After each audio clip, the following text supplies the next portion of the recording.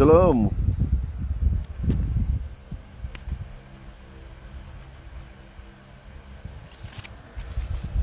Shalom, welcome to Eretv Israel. The sun is going down quickly, but I've got to share some really amazing insights from the Torah, from the Sefer Shoftim. You remember the story of Samson? And Samson's mother saw an angel in the field. This is going to teach us about worship, and it's going to connect all the way back in time and space to the holy Beit HaMikdash and the service of God on Sukkot. Because we're going into Sukkah here. I'm sitting in the Sukkah, Erev Sukkot, and well, I'd like to say everything's ready, but you know, let's not exaggerate.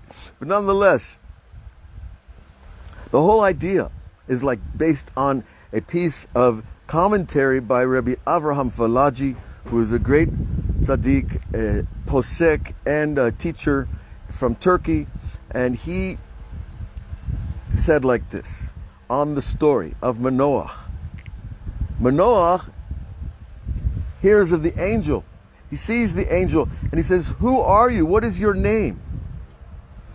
And the angel says, "Why do you ask?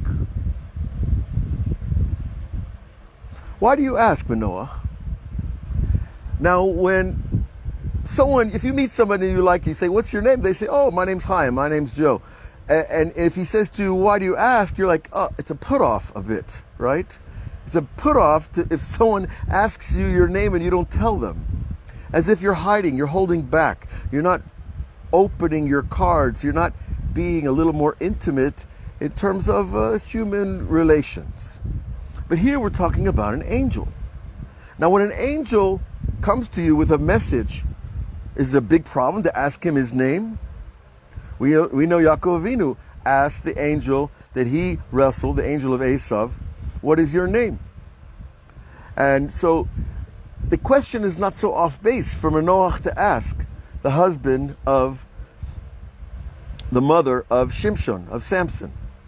So when he asked that, when he was asked that, he said, "Alfei aleinu," that you are a wonder to us. Pela'e, right? Pela'e, the Rav Avraham Falaji says, is the Rosh Tevot, the first letters of Pen Yaseh Lahem Elohut.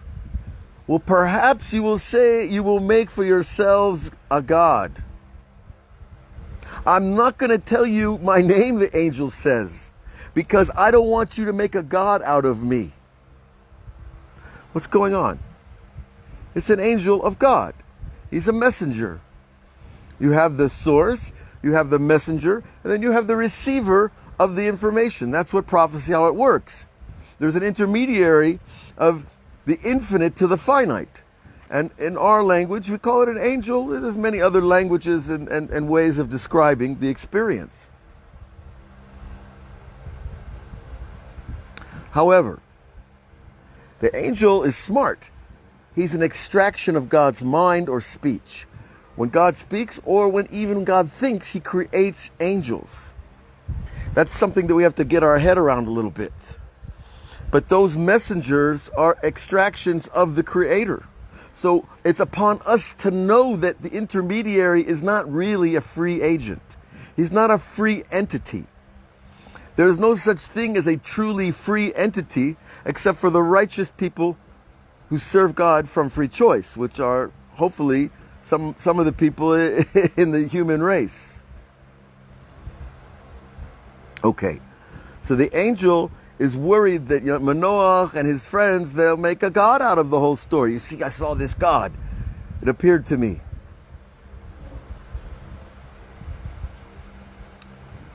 Now,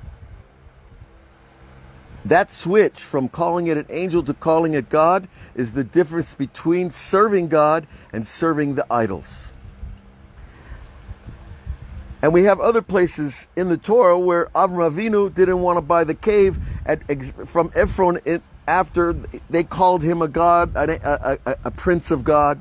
But he understood, okay, that Adam had also been worried about where to be buried, as Moses was worried about where to be buried, because people have this tendency to turn holy people into godlike figures.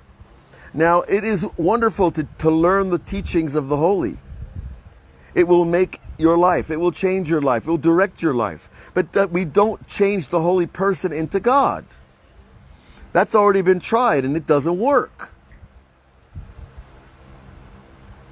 And so all these examples, you see, that's why Moses is buried in a hidden place, because he knew people would come and make a god out of him. And so Rabbi Nachman, even only 200 years ago, didn't allow anybody to take a picture or make a painting of him. And as other tzaddikim, there are paintings of other tzaddikim, but Rabbi Nachman would not allow it. Why not? Probably because he didn't want people to worship his image. Because people have this tendency to worship something they love. Now, it's good to love. And it's good to worship, but we love and worship God. We don't worship anything but God. Okay? And that's one of the hardest rules of Judaism, because when you see something so perfect, so wonderful, you start to worship it. Whether it's an artist or a sports figure or, any individual that represents something big to us, we have this tendency to want to turn it into a form of worship. And that's exactly where Judaism cuts the line and says, no, we worship God, we honor human beings, we don't worship them. And this brings up a lot of other side questions about making a name. The Torah says that they were Anshe Shem in the beginning of creation. They're Anshe Shem. You notice all the early elders that are mentioned in the Bible founded cities. And a lot of those cities became nation states. So making a name for yourself is building something that is, left behind after you. Your city, all the different great cities, a lot of them were founded by individual leaders and generals and warriors, etc. And they named a city after themselves. Okay, they were making a name. Well, today you don't have to build a city to make a name. You just have to go on Facebook or to go on Telegram or any of these other outlets, right? And you make a name for yourself. Wonderful. Here's Avraham Shira hopefully I'm doing it for God's name and not my name. And that's why I'm here sharing this material. Because it's a refined thing, but if we get this down, and we understand the distinction between worshiping God and honoring people, not worshiping people, not politicians, not warriors, not ice skaters, whatever thing that you hold high in your esteem, it's still not God. So it's still not worthy of worship. It's worthy of honor. But the angel knew Manoach was called by the rabbis in the Talmud Am Haaretz, an unlearned person. And unfortunately, the unlearned people are more prone to turn something they admire into something godly. The Pantheon of Greek gods is based on the names of Jewish angels. If you know the Kabbalah inside, you'll see that the names of their gods, that they call gods in the Greek Pantheon, are actually the names of our angels. I'm not going to go through it now. It's a separate shiur that we can learn sometime. Okay, but this pursuit of fame, why do people want to be famous? Because a guy gets to be a multi-billionaire. He's got everything that this world can offer, and he's not happy. He needs something else. He needs to think of himself living forever. And he likes the idea of having names, his name on a building, his name on a bridge, whatever it might be. I think we're sideways. Are we sideways, folks? Maybe one of you could answer me. Well, if we are, I'm sorry. We can straighten it out. Or perhaps we'll leave it like this for now. The point is that when a person gets tired of this world and his desire for glory is so great, he wants to be famous. So there's this pursuit of fame. Now, the pursuit of fame can be about not wanting to die and wanting to think of oneself living forever in your good deeds and your works. That's what the rabbis say. The only thing that exists after you are your good deeds. But you might like the idea of a building or a bridge or a capital or a stadium with your name on it, fine. But you see, the real pursuit of fame is oftentimes the pursuit of power. And power is only unto God. Power is where the problem begins. And how do you break that desire for power? Let's say you are a billionaire and you do have power. Well, you've got to find a God concept. You have to find a relationship to the Creator in order to express this idea of worship. Because the Rambam says it's forbidden for a Jew to worship idols, and it's forbidden for a Jew to turn himself into an idol. You cannot turn yourself into something you're not. That's why Pharaoh, the ancient Pharaoh, would not go to the bathroom or let anybody know he's going to the bathroom, because he wanted them to think that he was infinite and godly and didn't need to go to the bathroom. It's so absurd, right? But that's what he did. So you see, there's this idea that gets in a human being's mind. I've got to be greater than everybody else. As a matter of fact, I got to be greater than human beings. And this is idol worship of the highest level, because you're turning yourself into an idol. And it's insane. It's insane, and this is what the pursuit of fame and power will lead to. And you don't have to look far. In this century, in the last century especially, and in every century, there are people like that. It's a disease. It's a probably more than that, but I'm not going to get into that now either. So what do we do with this desire for fame and power? Because look, you're going to turn off this class and go on with your life, and if someone offers you money, power, or fame, you're probably going to take it if it looks okay, if it looks kosher, right? But the point is, if God gives you power, gives us power, it's for a reason. That He trusts us with the power to use it for the right reasons, and the right reasons, of course, are to spread the word of Hashem and the reputation of God in a noble and an honorable way that uplifts people's hearts and minds and souls. And so that leads us to Sukkot, because in Sukkot, the Beit HaMikdash, which is forbidden for non-Jews to enter the inner courtyards, they can come in the outer courtyard, but they can't come in the inner courtyard because they don't have any business in there. It's only for bringing sacrifices for tshuva and thank offerings, etc., when God does you a favor. However, on Sukkot, the nations are all commanded to bring an offering. Commanded to bring an offering. Why? Because God knows, just like the angel of Manoach and his wife knew, Pen Lasot Lehem Elohut, that you're going to make something out of this story of the angel into something of God, and you're going to call me God, and then we ruin the whole structure. Because the tikkun of the human mind is to understand there is a creator and there is a human, and then there are intermediaries, but they're only extensions of God's will. They are not free agents. And if I make that mistake, I'll be like Elisha, God forbid, Acher, who thought, well, God's, the angel's allowed to sit on a throne, so God sits on a throne, so I can sit on a throne. Meaning there's not one reshut, there's three authorities. Me, God, and the angel. And that doesn't work. That breaks the whole system down. Because there's only one authority.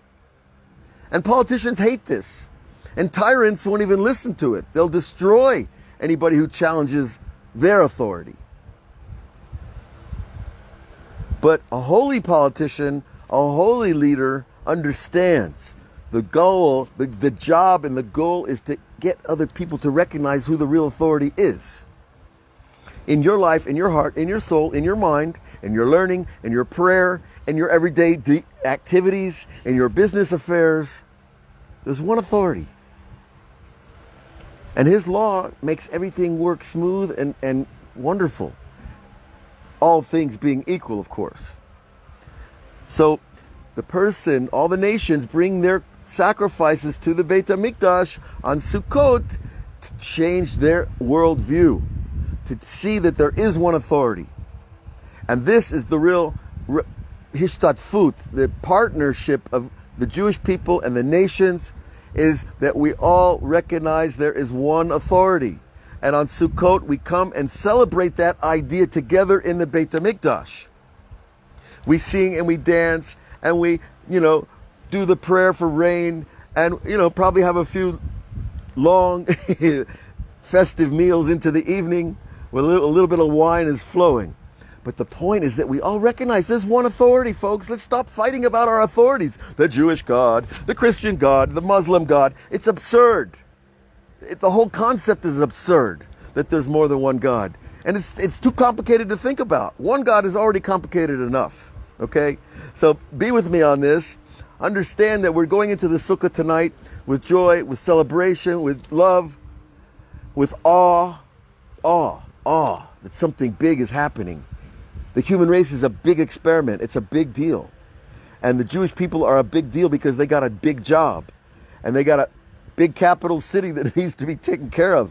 And there needs to be a new temple. And there needs to be a lot of things. But the main thing we need is just the understanding that there's only one God. One authority that we all worship. And that's the only thing we worship. We honor the excellence in human endeavor. We don't worship it. And we don't worship money, we don't worship beauty, and we don't worship power. Those are all lower things, created things.